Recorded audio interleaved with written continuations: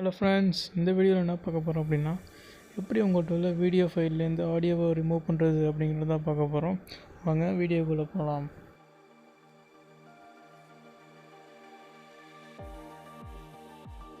Use பண்ணுறது KineMaster application தான்.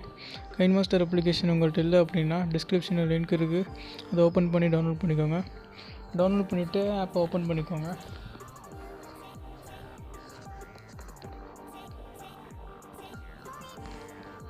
Open பண்ணிவிட்டு ப்ளஸ் ஐக்கானை கிளிக் பண்ணுங்கள்.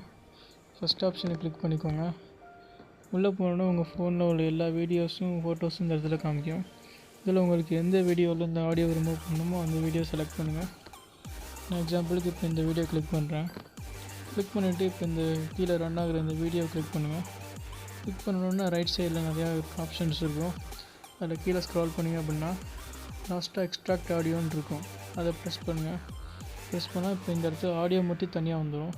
இப்போ இந்த ஆடியோ உங்களுக்கு ரிமூவ் பண்ணோம் அப்படின்னா லெஃப்ட் சைடில் இந்த இடத்துல டெலிட் ஐக்கான் இருக்கும், இதை கிளிக் கொடுத்தீங்க அப்படின்னா ரிமூவ் ஆகிடும். ஃப்ரெண்ட்ஸ், இப்போ ஆடியோ ரிமூவ் ஆகிடுச்சு இந்த வீடியோ ஃபைல்லேருந்து. அவ்வளோதான் ஃப்ரெண்ட்ஸ், ரொம்ப ஈஸி தான். ட்ரை பண்ணி பாருங்கள். இந்த வீடியோ உங்களுக்கு பிடிச்சிருந்தால் லைக் பண்ணுங்கள், ஷேர் பண்ணுங்கள், சப்ஸ்கிரைப் பண்ணுங்கள். தேங்க்ஸ் ஃபார் வாட்சிங்.